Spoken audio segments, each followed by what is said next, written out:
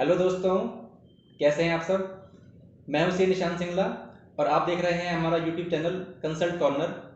Friends, कल यानी कि 13 जुलाई 2020 को central board of direct taxes यानी कि सीबीडीटी बोर्ड ने, जो कि इनकम टैक्स डिपार्टमेंट को जो सारा ओवरऑल व्यू करता है, उसने एक सर्कुलर इशू किया और वो सर्कुलर एसएससी के लिए काफ़ी राहत भरा है। देखिए, मैं आपको पूरा समझाता हूँ कि जब भी हम अपने इनकम टैक्स रिटर्न फाइल करते हैं तो खाली फाइल करने तक ही प्रोसेस सीमित नहीं है।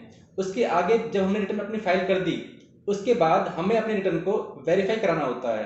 वेरीफाई मतलब हमें उसको साइन करके भेजना होता है इनकम टैक्स डिपार्टमेंट के पास, जो कि बेंगलोर में स्थित है, इनका सेंट्रल प्रोसेसिंग सेंटर बेंगलोर, जिसका एड्रेस अपनी आईटीआर के बॉटम ऑफ द पेज दिया हुआ होता है। उस एड्रेस पे हमें वो साइन करके अपनी आईटीआर सेंड करनी होती है। ये तो हुई मैनुअल वेरिफिकेशन। इसके अलावा गवर्नमेंट ने ई वेरीफाई करने के लिए भी ऑप्शन दिए हुए हैं। ई वेरीफाई करने के कौन कौन से ऑप्शन है? ई वेरीफाई आप कर सकते हैं या तो आधार ओटीपी से, अगर आपका मोबाइल नंबर आपके आधार कार्ड से लिंक है तो, या फिर आप ई वेरीफाई कर सकते हैं आपके बैंक अकाउंट के द्वारा। बैंक अकाउंट को आपको अपने बैंक अकाउंट नंबर को इनकम टैक्स की ई फाइलिंग पोर्टल पे प्री वैलिडेट करना होता है। उसके बाद आप उस पे ओटीपी मंगा के उस रिटर्न को अपनी वेरीफाई कर सकते हैं उस ओटीपी के द्वारा। सेम पैटर्न पे आप डीमैट अकाउंट से वेरीफाई कर सकते हैं, या फिर आप अगर आपके पास इंटरनेट बैंकिंग है तो आप इंटरनेट बैंकिंग पे लॉगिन करके अपनी उस रिटर्न को वेरीफाई कर सकते हैं।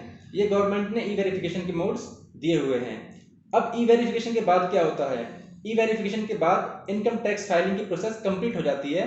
अब जो रिटर्न आपने फाइल की है तो उसके बाद इनकम टैक्स का जो कंप्यूटर है, जो इनकम टैक्स का जो सर्वर है, वो आपकी रिटर्न प्रोसेस करता है, यानी कि उसकी रिकैलकुलेशन करता है अपने हिसाब से कि एसएससी ने क्या डाटा सेंड किया है, और वो अपने पैरामीटर्स पे उस डाटा को चेक करता है।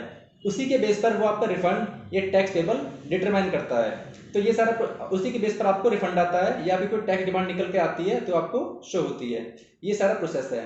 देखिए, प्रैक्टिकल सिनेरियो में क्या होता है कि लोग बाग अपनी रिटर्न तो फाइल कर देते हैं, लेकिन उसको जो सबसे इंपॉर्टेंट स्टेप है उसको वेरीफाई कराना, वो भूल जाते हैं। यानी कि या तो वो अपना प्रिंट साइन करके उसको भेजते नहीं है सीपीसी बेंगलोर में, या फिर उसको इलेक्ट्रॉनिकल वेरीफाई नहीं करा पाते हैं, जिसके कारण वो रिटर्न इनकम टैक्स डिपार्टमेंट के सर्वर में प्रोसेस नहीं होती है और आपका जो रिफंड आना होता है वो आपको रिफंड नहीं मिल पाता है। या फिर अगर आपने 120 दिन तक उसको वेरीफाई नहीं कराया तो उसके बाद इनकम टैक्स डिपार्टमेंट का सर्वर आपकी रिटर्न को डिफेक्टिव अनाउंस कर देता है। डिफेक्टिव का मतलब ये होता है कि ऐसा माना जाता है कि आपने वो अपनी इनकम टैक्स रिटर्न फाइल ही नहीं करी। अब इसके क्या दुष्परिणाम होते हैं? इसका कॉन्सिक्वेंस ये होता है कि पहले तो मैंने आप जैसे आपको बताया कि रिफंड वगैरह में प्रॉब्लम होती है। दूसरा दूसरा सबसे बड़ा इसका ड्रॉबैक ये है कि अगर आप बैंक से फाइनेंस अवेल करने के लिए जाते हैं तो बैंक आपकी 3-4 साल की आपसे इनकम टैक्स रिटर्न डिमांड करता है, और उस टाइम पे अगर आप अपनी रिटर्न निकालते हैं तो वो डिफेक्टिव के वाटर मार्क के साथ आपको रिटर्न निकल के आती है। जैसा कि आप साइड में वीडियो में देख भी पा रहे होंगे कि किस टाइप की डिफेक्टिव रिटर्न शो होती है।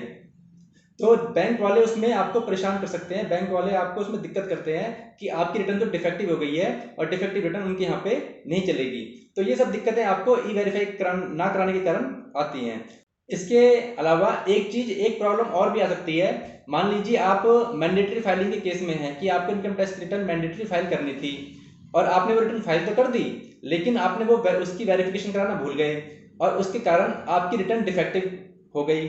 तो अब ये माना जाएगा कि आपने रिटर्न फाइल ही नहीं करी, और जो नॉन फाइलिंग ऑफ रिटर्न की पेनल्टी वगैरह है वो आपके ऊपर लगाई जा सकती है। ये बात आपको ध्यान रखनी चाहिए रिटर्न फाइल करते समय। अब इस सर्कुलर के द्वारा क्या राहत एसएससी को दी गई है? देखिए, सरकार ने कहा है कि असेसमेंट ईयर 15-16 से लेकर असेसमेंट ईयर 19-20 तक, यानी कि फाइनेंशियल ईयर में की टर्म्स में अगर मैं बात करूं तो financial year 14-15 to financial year 18-19 तक के जो रिटर्न हैं, वो अगर उसमें से कोई भी रिटर्न अगर आपकी ई वेरीफाई होने से रह गई है तो उसको आप यानी कि अब आप उसको वेरीफाई करा सकते हैं। वेरीफाई कराने के वही वाले ऑप्शन है, या तो आप उसको सीपीसी बेंगलोर मैनुअली साइन करके भेज दीजिए, या उसको आप इलेक्ट्रॉनिकली जो मोड्स दिए गए हैं, आधार कार्ड का ओटीपी, बैंक अकाउंट का ओटीपी, डीमैट अकाउंट या नेट बैंकिंग थ्रू आप उसको वेरीफाई करा सकते हैं।